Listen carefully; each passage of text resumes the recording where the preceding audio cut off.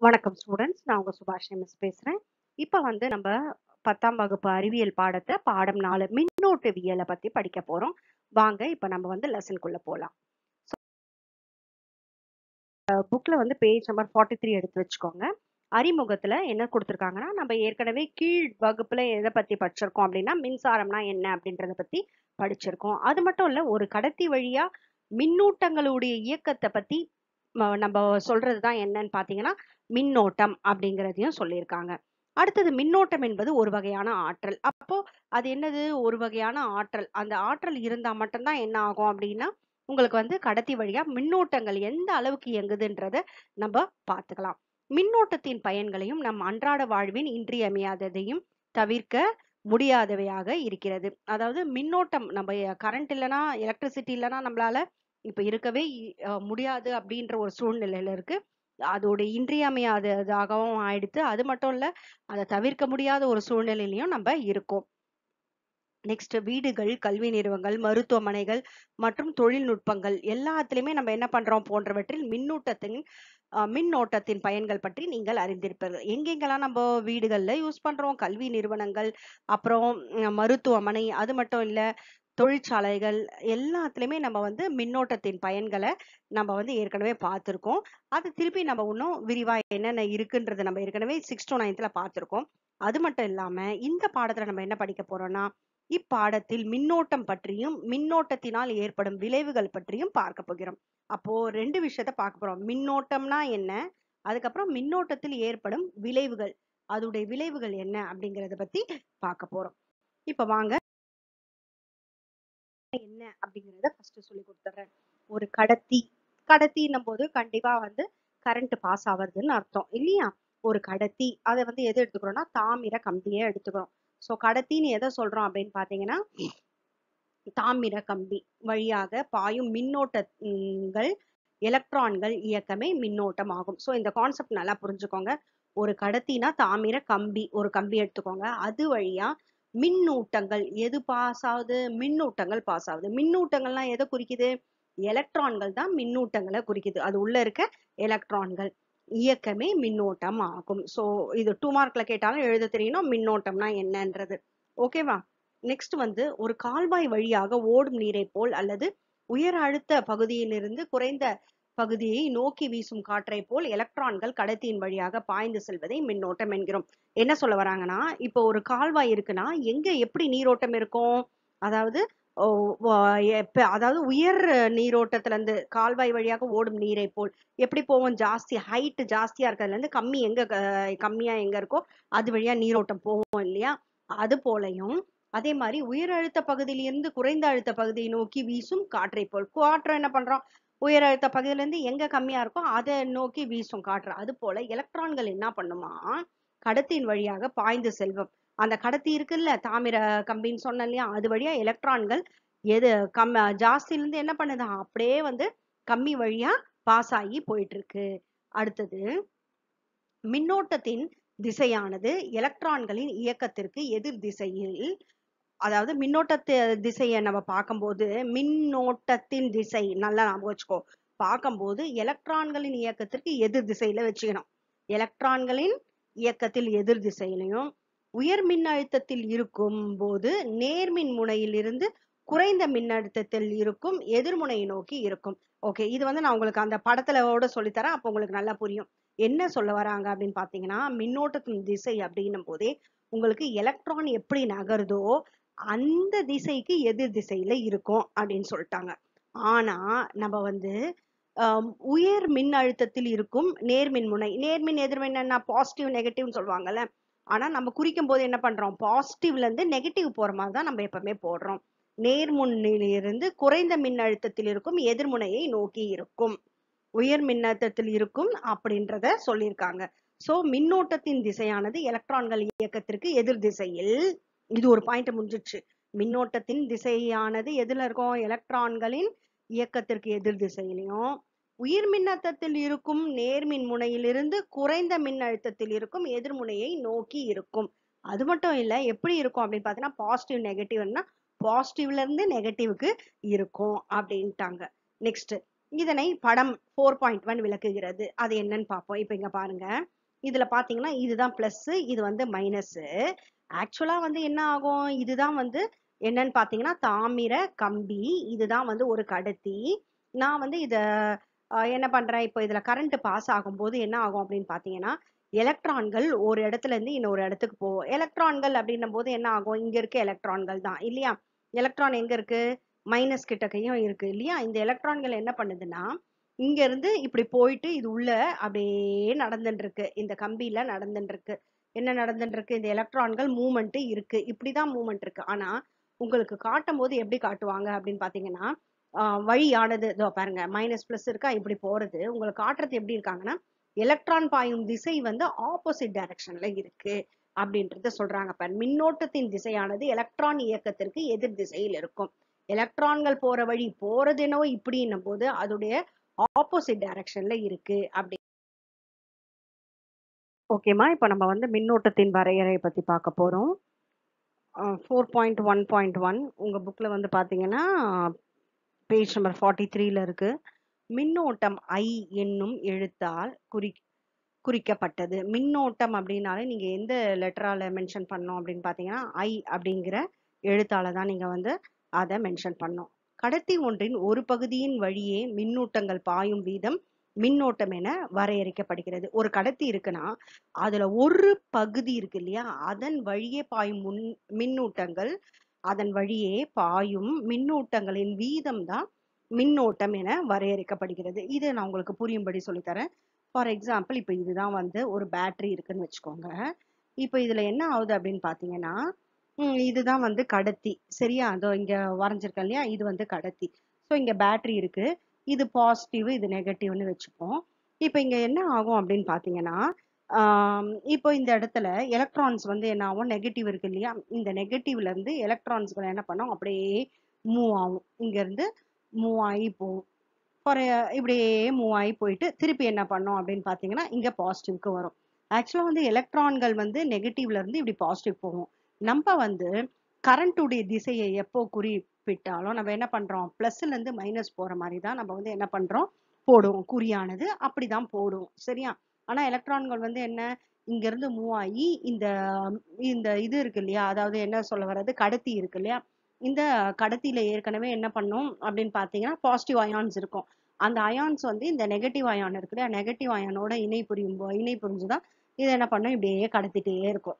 இப்ப இதுல என்ன சொல்ல வராங்க அப்படின்னு பாத்தீங்கன்னா, உங்களுக்கு புரிஞ்சுக்க வேண்டிய இம்பார்ட்டன்ட் கான்செப்ட், இப்ப இதுதான் கடத்தின்னு சொன்னேன்னா, இந்த கடத்தியில ஏதாவது ஒரு பகுதி எடுத்துக்கோங்களேன், இந்த பகுதியில ஓகே, ஏதோ ஒரு பகுதியில ஒரு சின்ன ஒரு ஏரியால ஒரு பகுதியில என்ன ஆகுது அப்படின்னு பாத்தீங்கன்னா, எத்தனை வந்து மின்னோட்டங்கள் இது வழியா பாயுது, இந்த பகுதியில பாயிற மின்னோட்டங்கள் ஓகேவா, மின்னோட்டங்கள்ல மின்னூட்டங்கள், மின்னூட்டங்கள் பாயும் வீதத்தை தான் மின்னோட்டம்னு சொல்றாங்க.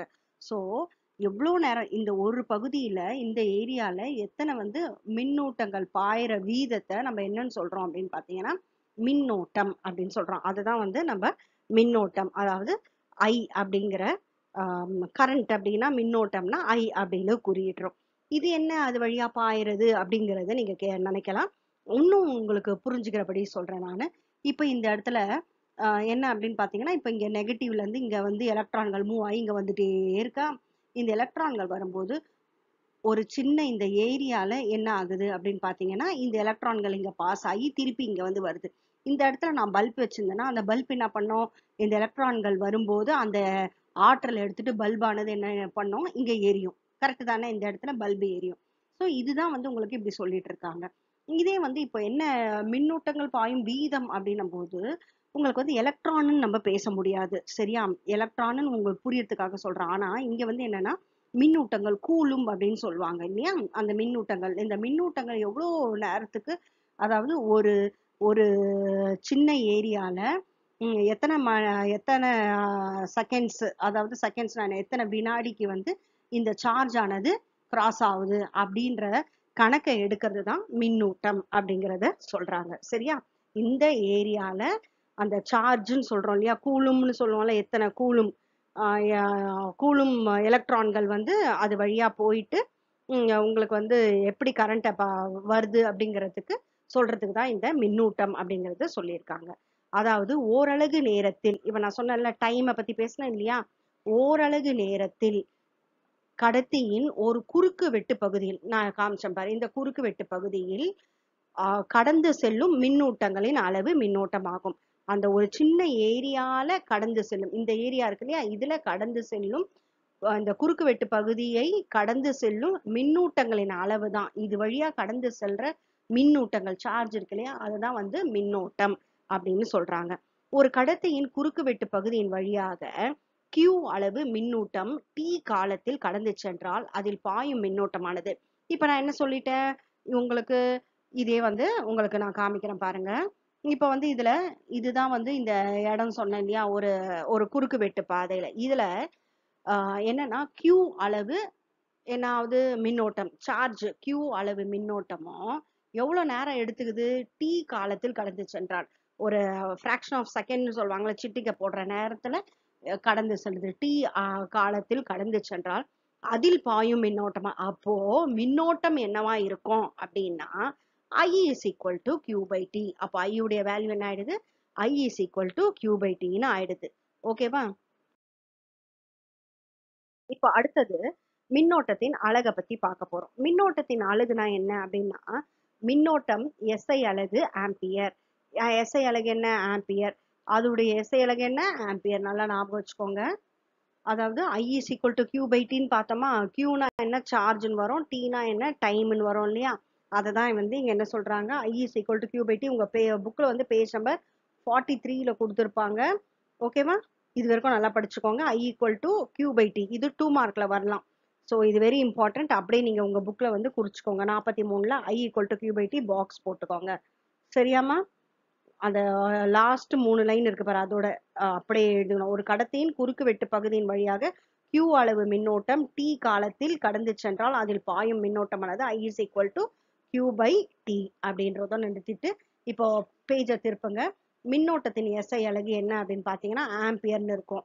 இப்போ இது என்னன்னா, ஒரு கூலும் மின்னோட்டம் ஒரு வினாடி நேரத்தில் கடத்தியின் ஏதாவது ஒரு குறுக்கு வெட்டு பகுதி வழியாக கடந்து செல்லும் போது அக்கடத்தியின் பாயும் மின்னோட்டம் 1 ஆம்பியர் என வரையறுக்கப்படுகிறது. முன்னாடி நான் சொல்லி கொடுத்தல அதே கான்செப்ட் தான். ஒரு கூலும் மின்னோட்டம், நான் திருப்பி அதை போட்டு உங்களுக்கு சொல்றேன். இப்போ ஒரு பேட்டரி மாதிரி இருக்குன்னு வச்சுக்கோங்களேன், ஒரு பாசிட்டிவ் ஒன்று நெகட்டிவ் ஒன்று போட்டுடுறோம். இப்போ இந்த இடத்துல வந்து ஒரு குறுக்கு வெட்டு பாதை ஒன்று எடுத்துப்போம், ஏதோ ஒரு பாயிண்ட். சரிங்களா? இந்த பாயிண்ட்ல இங்க இருந்து வர எலக்ட்ரான்கள் இருக்கு இல்லையா, இது மேலேயே போடுறேன். இங்க இருந்து வர எலக்ட்ரான்கள் என்ன பண்ணுது, எனர்ஜி எடுத்துக்குது. இது வழியா கிராஸ் ஆகுது பாரு, இது வழியா கிராஸ் ஆகி அப்புறமா திருப்பி வந்து எனர்ஜி எடுத்துக்கும். இங்க போய் இது எனர்ஜி எல்லாத்தையும், ஆற்றல் எல்லாத்தையும் இந்த இடத்துல கொடுத்துரும். அந்த இடத்துல பல்ப் இருந்தா பல்ப் எரியறதுக்கு ஆற்றலை கொடுத்துடுறோம். அதை தான் அப்படி சொல்றது. ஒரு கூலும் மின்னோட்டம் ஒரு வினாடி நேரத்தில், ஒரு கூலும் மின்னோட்டம். சரியா? இங்க வந்து ஒரு கூலும் மின்னோட்டம் ஒரு வினாடி நேரத்தில், டைம் என்னது, T, ஒரு வினாடி நேரத்தில் ஏதாவது ஒரு குறுக்கு வெட்டு பகுதி, எங்க வேணாலும் எடுத்துக்கலாம், இங்க எடுத்துக்கலாம், இங்க எடுத்துக்கலாம், ஏதாவது ஒரு குறுக்கு வெட்டு பகுதியாக கடந்து செல்லும் போது அக்கடத்தியில் பாயும் மின்னோட்டம், இப்படி கடந்து இந்த எலக்ட்ரான்கள் கடந்து இப்படி வெளியில வருது பாரு, இது வரைக்கும் எலக்ட்ரான்கள் இருக்கு, இந்த எலக்ட்ரான்கள் கடந்து என்ன பண்ணுது, இப்ப இங்க வெளியில வருது. சரியா? இப்படி வருது இல்ல, இந்த இடத்துல அதை என்ன சொல்றோம் அப்படின்னா, அக்கடத்தியில் பாயும் மின்னோட்டங்களை 1 ஆம்பியர் என வரையறை செய்யப்படுகிறது. நல்லா புரிஞ்சுதா? இப்போ எலக்ட்ரான்கள் மூவ் ஆயிட்டே இருக்குது இது வழியா, இதுல வந்து என்னன்னு சொல்றாங்க அப்படின்னு பார்த்தீங்கன்னா ஒரு கூலும் மின்னோட்டம். அப்போ I is equal to Q by T ன்னு சொன்னோம்ல, அதுல இருந்தே தான் இதை எடுத்திருக்காங்க. எனவே I is equal to Q by T ன்னு பார்த்தோம்ல, ஐனா என்ன, மின்னோட்டம் இல்லையா, மின்னோட்டத்துல அதோடைய SI அலகு என்ன, ஆம்பியர். அப்போ ஒரு ஆம்பியர்னா என்னவா இருக்கும், ஒரு கூலும், அதாவது ஒரு கூலும் மின்னோட்டம் ஒரு வினாடி நேரத்தில் ஒரு குறுக்கு வெட்டு பகுதியின் வழியாக கடந்து செல்லும் பொழுது உண்டாக கூடிய மின்னோட்டத்தை தான் நம்ம என்னன்னு பண்றோம், ஒரு ஆம்பியர்னு சொல்றோம். நல்லா புரிஞ்சுச்சா? சோ ஒரு கூலும் பை ஒரு வினாடி, இதுதான் நீங்க நல்லா ஞாபகம் வச்சுக்கணும். சரியாம்மா? சோ நெக்ஸ்ட் வந்து என்னன்னு பாத்தீங்கன்னா, கணக்கு ஒண்ணு இருக்கு. அது இல்லையே பாத்தீங்கன்னா 12 கூலும் மின்னோட்டம் 5 வினாடி நேரம் ஒரு மின்விளக்கின் வழியாக பாய்கிற அதன் வழியே செல்லும் மின்னூட்டத்தின் அளவு என்ன? இப்போ 12 கூலும் மின்னோட்டம் 5 வினாடி நேரம் ஒரு மின் விளக்கு வழியாக பாய்கிறது. ஸோ இதுக்கும் உங்களுக்கு நான் வந்து என்ன பண்றேன், அந்த சர்க்யூட்டை போட்டு காமிக்கிறேன். இப்போ இங்க வந்து பேட்டரி வச்சுக்கிறோம்னு வச்சுக்கோங்களேன். பாசிட்டிவ் நெகட்டிவ் இருக்கு. இப்போ இந்த இடத்துல என்ன அப்படின்னு பார்த்தீங்கன்னா ஒரு பல்பு. ஓகே. இப்போ இதுல என்ன ஆகுது அப்படின்னா,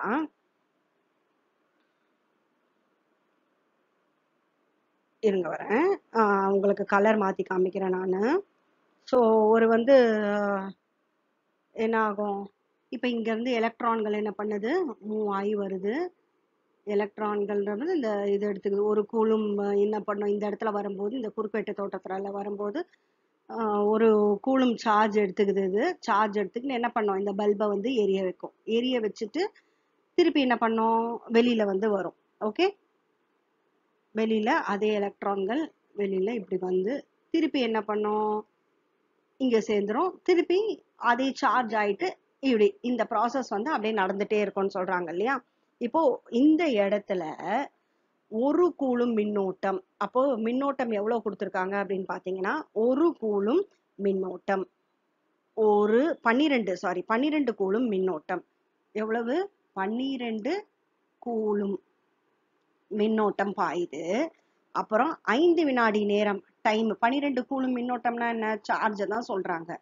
அப்புறம் 5 வினாடி, டி எவ்வளவு கொடுத்திருக்காங்க, 5 செகண்ட்ஸ், 5 வினாடி ஒரு மின் விளக்கின் வழியாக பாய்கிறது எனில் அதன் வழியே செல்லும் மின்னூட்டம். மின்னூட்டம் போது என்ன, I is equal to Q by T. இப்ப போடுங்க, 12 divided by 5, I is equal to Q by T. மின்னூட்டம் கொடுத்துட்டாங்களா, காலம் கொடுத்துட்டாங்களா, I equal to Q by T. 12 5ஆல வகுக்கும் போது உங்களுக்கு வருது என்னன்னா 2.4 ஆம்பியர்.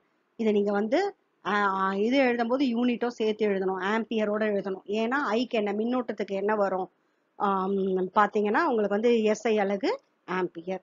12/5 எப்படி டிவைட் பண்ணுவீங்க உங்களுக்கு தெரியும், இருந்தாலும் வந்து நான் சொல்றேன்.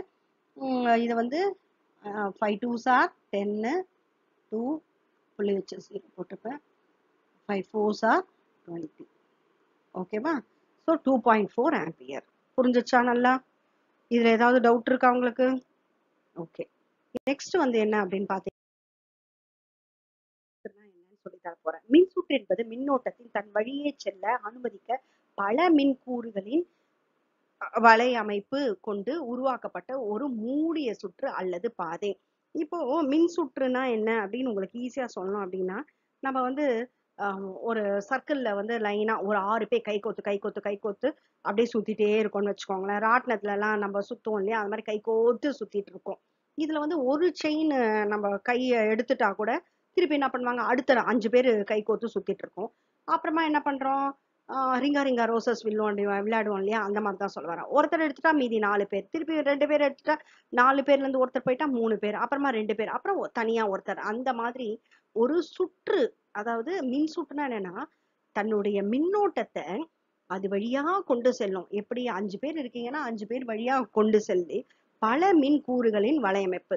அந்த ஒருத்தர் என்ன பண்ணலாம், இன்னொருத்தரை கைப்பிடிச்சி இழுத்துக்கலாம். 5 பேர் நீங்க சுத்தின்னு இருக்கீங்க ரிங்கா ரங்கா ரோசஸ், அதுல திடீர்னு ஒருத்தர் வராங்கன்னா வா வா வான்னு கூப்பிட்டு போ. நம்ம யாருன்னா ஒருத்தர் என்ன பண்ணுவோம், கையை விலக்கிட்டு அவங்களையும் கூப்பிட்டு போம். அப்போ என்ன பண்ணுவாங்க, 6 பேரா சேர்ந்து என்ன பண்ணுவீங்க, கை கோத்து சுத்த ஆரம்பிச்சிருவீங்க.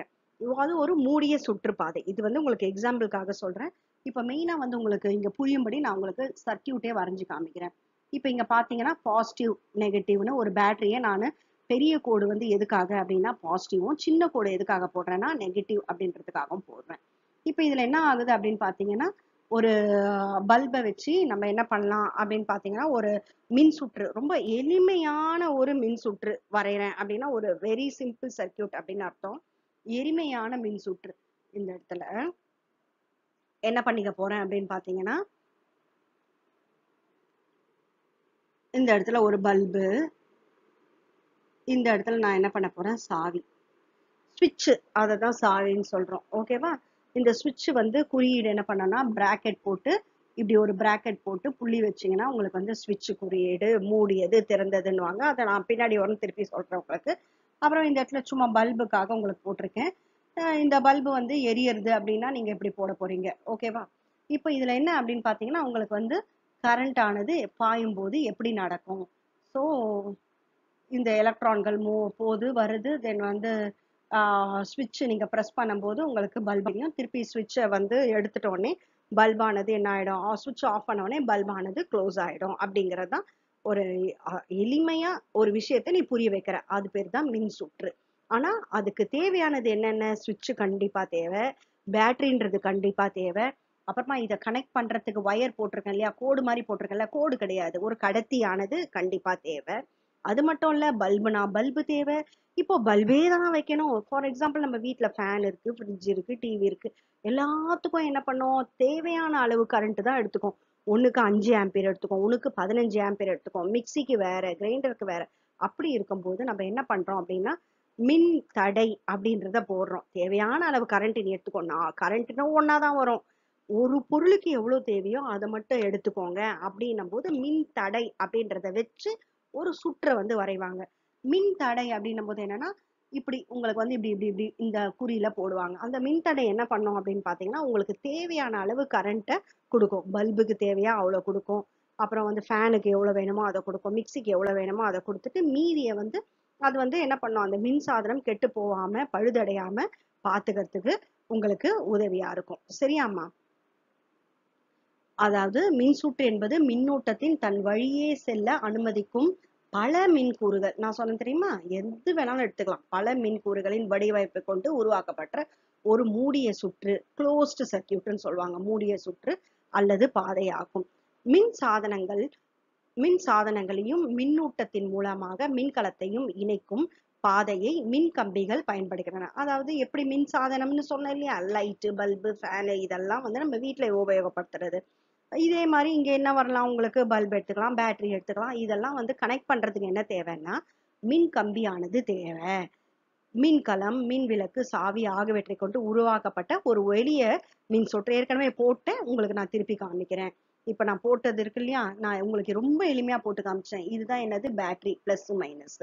எப்பவுமே பிளஸ்ல இருந்து உங்களுக்கு கரண்ட் ஆனது மூவ் ஆகிறதுக்கு நீங்க இந்த ஏரோ மார்க்கை போடணும். ஸோ இது இப்படி போயிட்டு, இது பாருங்க, இந்த ஏரோ மார்க் இப்படி போயிட்டு திருப்பி இப்படி வருதுன்னு அர்த்தம். சரிங்களா? ஆனா உங்களுக்கு மனசுக்குள்ள தெரியும் எப்படி போகுது, நெகட்டிவ்ல இருந்து தான் அந்த சார்ஜ் ஆனது, கூலுமானது அப்படியே ஓடி போய் வருதுன்றது தெரியும். ஆனா உள்ளுக்குள்ள நடக்கிறது இதுதான். சரியா? அதுக்கப்புறம் இது என்ன அப்படின்னு பாத்தீங்கன்னா அம்மீட்டர். ஏன்னா அம்மீட்டர். இப்போ கே அப்படின்னா என்னன்னா சாவி. இப்போ உங்களுக்கு வந்து இது என்னன்னா பல்பு.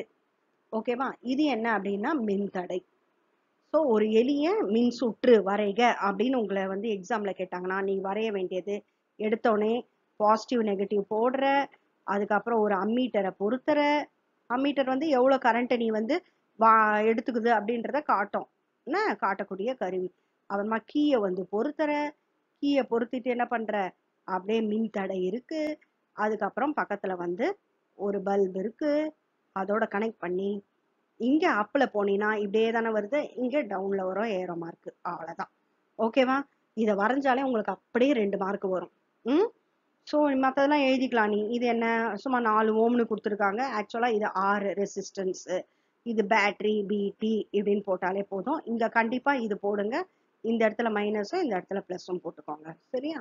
அவ்வளவுதான். வேற ஏதாவது உங்களுக்கு புரியலன்னா நீங்க கேளுங்க, நான் உங்களுக்கு சொல்றேன். சரியா? நெக்ஸ்ட், இந்த மின் சுற்றில் சாவி மூடி இருக்கும் போது மின் விளக்கு ஒளிகிறது. ஸோ சாவியை நம்ம பிரஸ் பண்றோம்னா சுவிட்ச் போடுறோம்னு அர்த்தம், அப்போ மின் விளக்கு ஒளிரும். சாவி திறக்கும் போது, ஆஃப் பண்ணும் போது மின் விளக்கு ஒளிராது. எனவே மின்னூட்டம் செல்வதற்கு அதன் சுற்றுப்பாதை மூடப்பட வேண்டும். அப்ப இந்த சாவியை வந்து நம்ம பிரஸ் பண்ணியிருந்தா மட்டும்தான் என்ன பண்ணோம், மின் விளக்கு வந்து ஒளிரும் அப்படிங்கிறது சொல்றாங்க. நெக்ஸ்ட் வந்து என்னன்னா, மின்னோட்டம் பாய்வதற்கு தேவையான மின்னழுத்த வேறுபாட்டினை மின்கலம் வழங்குகிறது.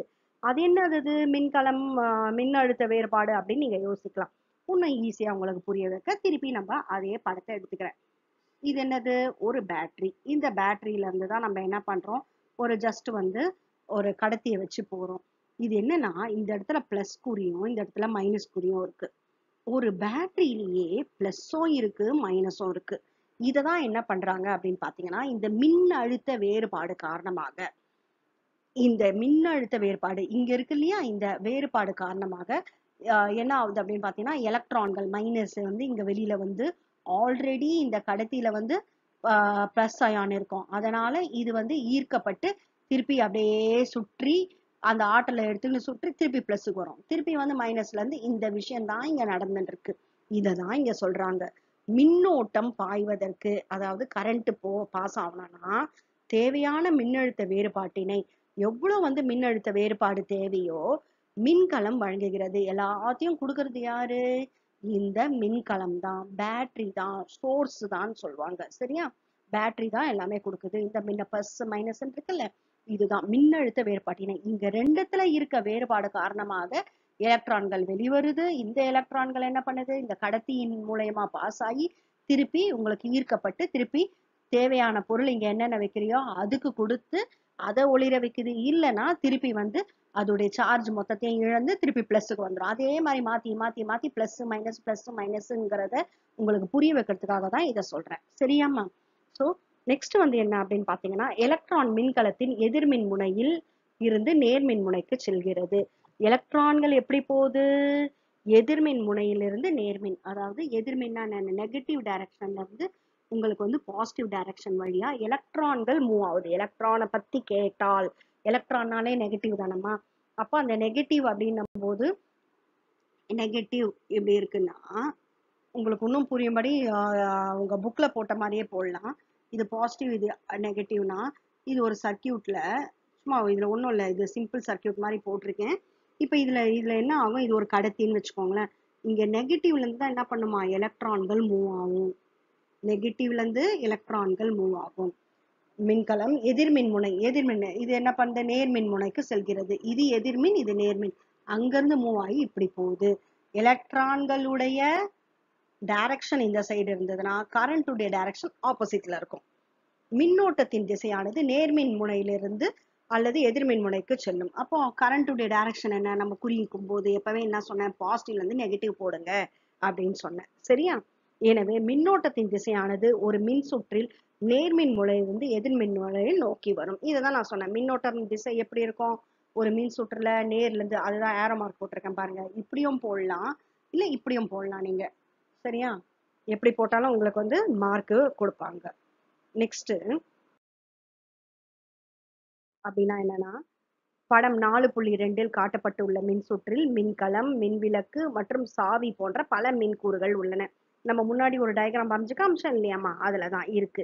இந்த மின்கூறுகள் அனைத்தும் குறிப்பிட்ட குறியீடுகளால் ஒரு மின்கூறுகளையும் நம்ம இப்படிதான் வந்து சிம்பாலிக்கா குறிக்கிறோம். இப்ப நீங்க வாட்ஸ்அப்ல எல்லாம் விளையாடும் போது எமோஜி வைக்கிறீங்களா? அழற மாதிரி ஒரு எமோஜி, அப்புறம் வந்து சிரிக்கிற மாதிரி ஒண்ணு, அதுக்கு ஒரு குறியீடு இருக்குல்ல, அதே மாதிரிதான் இதுல மின் சுற்றுல வந்து மின்கலத்துக்கு ஒரு சிம்பிள், மின் விளக்குக்கு ஒரு சிம்பிள், சாவி, அதாவது மின் கூறுகள் எல்லாத்துக்கும் ஒரு குறிப்பிட்ட சிம்பிளை வச்சுதான் நம்ம குறிக்கணும். ஏதோ ஒண்ணு வரைஞ்சிடக்கூடாது.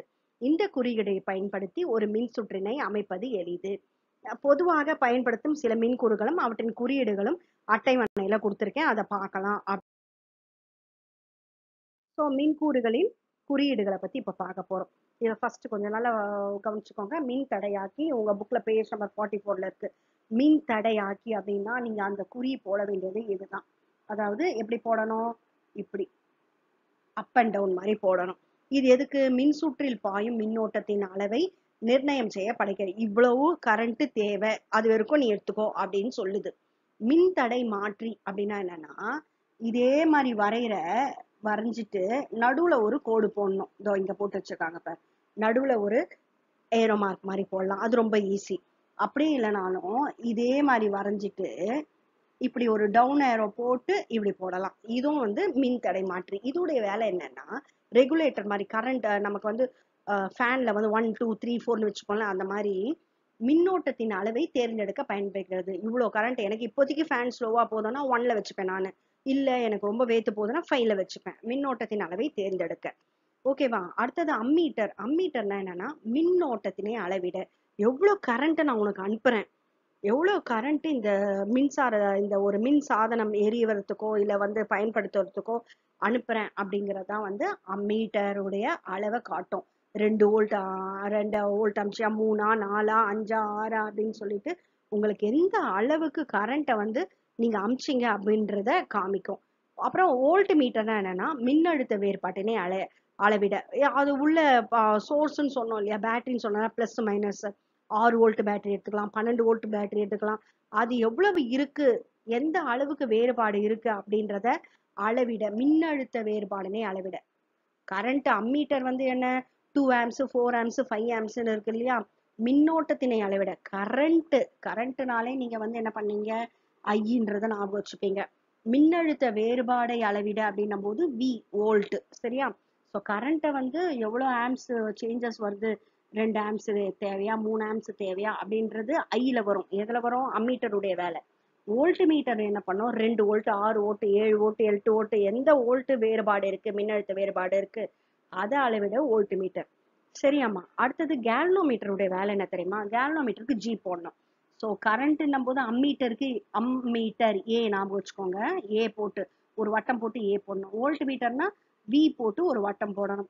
அதே மாதிரி கேல்னோமீட்டர்னா ஜி போட்டு ஒரு வட்டம் போடணும். இந்த குறியீடு தான் போடணும், ஜி போட்டு இப்படி போட்டீங்கன்னா இது பேர் கேல்னோமீட்டர். மின்னோட்டத்தின் திசையை கணக்கிட. எப்படி போகுது திசை, பிளஸ்ல இருந்து மைனஸ் வருதா, மைனஸ்ல இருந்து பிளஸ்ஸா போதா, நீ கனெக்ஷன் கரெக்டா கொடுத்துருக்கிறியா இல்ல ஒரு பக்கம் மட்டும் தான் கரண்ட் போதா, எல்லாத்தையும் பார்க்கறதுக்கு திசையை கண்டறிய கேல்னோமீட்டர் பயன்படுது. அப்புறம் டயோடு எதுக்காகனா, டயோட்டின் பல்வேறு பயன்களை உயர் வகுப்பில் படிக்கலாம். நம்ம வந்து 11th 12th டயோட பத்தி படிக்கலாம் அப்படிங்கிறாங்க. தென் ஒளிமின் டயோடு அப்படின்னா எல்இடி. எல்இடினா லைட் எமிட்டிங் டயோட்னு பேரு. பல்வேறு பயன்பாட்டினை அதையும் வந்து நீங்க ஹையர் கிளாஸ்ல படிக்கலாம் அப்படிங்கறத பத்தி சொல்லியிருக்காங்க. அது அடுத்தது தரை இணைப்பு. தரை இணைப்புனா கிரவுண்ட் கனெக்ஷன் அப்படின்னு சொல்லுவாங்க இல்லையா, எந்த ஒரு மின்சாதனத்தையும் நம்ம வீட்லயே எது இருந்தாலும் நம்ம என்ன பண்ணுவோம், கிரவுண்ட் கனெக்ஷன் எர்த்துன்னு சொல்லுவோம் இல்லையா, அதுக்கு கொடுக்கணும், அப்பதான் ஷாக் அடிக்காதுன்னு கேள்விப்பட்டிருப்பீங்க. அதுதான். அதை எப்படி போடணும்னா அந்த குறியீடு இப்படி கோடு போட்டு இப்படி இப்படி இப்படி இப்படி போடணும், இந்த கனெக்ஷன் வரணும், போட்டு இந்த மாதிரி. ஓகேவா? மின் சாதனங்களை பாதுகாப்பாக மின் அழுத்தத்தை அளவிட குறிப்பு புள்ளியை சார்பாக செயல்படுகிறது. இப்போ இத டயோடு மட்டும் கேட்டாங்கன்னா நீங்க எப்படி வரையணும்ன்றதை மட்டும் நான் சொல்லி கொடுத்துட்றேன். இது வந்து ஒரு ட்ரையாங்கிள் மாதிரி போட்டுட்டு இப்படி போடணும். ஓகேவா? அவ்வளவுதான். ஸோ இப்படிதான் வந்து ஒரு டயோட வரையணும். இதே வந்து எல்இடி அப்படின்னும் போது இதே டயோட வரைஞ்சிட்டு இந்த இடத்துல வந்து லைட் ரே வெளியில வர மாதிரி அமிச்சிங்கன்னா இது பேரு என்னன்னா லைட் எமிட்டிங் டயோடு. லைட்டை வந்து உமிழுது அப்படின்னும் போது லைட் எமிட்டிங் டயோடு எல்இடி அந்த மாதிரி குறியில வரையணும். சரியா? இப்ப புரிஞ்சிச்சா உங்களுக்கு? நெக்ஸ்ட் வந்து என்ன அப்படின்னு பார்த்தா மற்றும் மின்னழுத்த வேறுபாடு. மின்னழுத்தம்னா என்ன, மின்னழுத்த வேறுபாடுனா என்ன? நீரோட்டம் மற்றும் காற்றோட்டம் பற்றி ஏற்கனவே கீழ் வகுப்பில் படித்திருக்கோம். நீரோட்டம் எப்படி இருக்கும், காற்றோட்டம் எப்படி இருக்கும் நமக்கு தெரியும். ஜாஸ்தியில இருந்து கம்மியை நோக்கி பாயும் அப்படின்றதுக்காக இதை சொல்லியிருக்கேன். ஒரு திண்ம பொருள்ல இருந்து 2 புள்ளிகளுக்கு இடையே வெப்பநிலை வேறுபாடு இருந்தால் மட்டுமே அதன் வழியாக வெப்பம் பாயும் என்பது உங்களுக்கு தெரியும். நம்ம ஏற்கனவே லாஸ்ட் கிளாஸ்ல படிச்சிருக்கோம். 2 புள்ளி இருக்குன்னா ஒரு திண்மத்துல, இப்ப இதுல என்ன ஆகும், எப்படி வெப்பமானது இருக்கும், ஒரு புள்ளியில வெப்பம் கம்மியாகவும் ஒரு புள்ளியில வெப்பம் அதிகமாகவும் இருந்தா மட்டுமே இதுல என்ன பண்ணோம், வெப்பமானது வெப்பம் அதிகத்துல இருந்து வெப்பம் குறைவுக்கு கடத்தப்படுகிறது. இது போன்று ஒரு கடத்தியின் இரு புள்ளிகள் இடையே மின்னழுத்த வேறுபாடு இருந்தால் மட்டுமே அந்த கடத்தியில் மின்னோட்டம் பாயும். இதே கான்செப்ட் தான் ஒரு என்ன இருக்குதுன்னு சொல்றாங்க, ஒரு பாசிட்டிவ் அண்ட் நெகட்டிவ் இது இருக்கு. பாசிட்டிவ் அண்ட் நெகட்டிவ்னா இந்த மாதிரி இது ரெண்டுத்துக்கும் இடையே இப்போ இது ஒரு கடத்தியின் இரு புள்ளிகளுக்கு இடையே மின்னழுத்த வேறுபாடு, இது ஒரு புள்ளி இது ஒரு புள்ளினா இது ரெண்டுத்துக்கும் நடுவுல மின்னழுத்த வேறுபாடு இருந்தா மட்டும்தான் என்ன பண்ணுமா, மின்னோட்டமே பாயும். ஒரு கடத்தியின் மின்னோட்டமானது உயர் மின்னழுத்த புள்ளியிலிருந்து குறைந்த மின்னழுத்த புள்ளிக்கு பாயும். கடத்தியில எப்படி பாயும்ன்றாங்க, மின்னோட்டம் ஜாஸ்தியா பாசிட்டிவ்ல இருந்து நெகட்டிவ்க்கு பாயுது. என்ன, ஒரு புள்ளியின் மின்னழுத்தம் என்பது ஓரலகு நேர் மின்னோட்டத்தை முடிவில்லா தொலைவில் இருந்து மின் விசைக்கு எதிராக அப்புள்ளிக்கு கொண்டு வர செயல்படும் வேலை என வரையறுக்கப்படுகிறது. மின் அழுத்தம் அப்படின்னா என்னன்னா, ஏதோ ஒரு இடத்துல இருக்கு, ஒரு புள்ளியில் மின்னழுத்தம் என்பது ஓரலகு நேர் மின்னோட்டத்தை, எவ்வளவு, ஒரே ஒரு அலகு நேர் மின்னோட்டம் பாசிட்டிவ் நேர் மின்னோட்டத்தை முடிவில்லா தொலைவில் இருந்து எங்கேயோ ஒரு இடத்துல இருந்து மின் விசைக்கு எதிராக அப்புள்ளிக்கு கொண்டு வர செய்யப்படும் வேலை. ஒரு ரொம்ப டிஸ்டன்ஸ்ல இருந்து ஏபின்னு 2 புள்ளி இருக்குன்னு வச்சுக்கோங்களேன். அதாவது பி புள்ளிய ஏபின்னு ஒரு புள்ளி இருக்குன்னா இந்த ஏ புள்ளி ஒரு இடத்துல இருக்கு, பி புள்ளி ஒரு இடத்துல இருக்கு.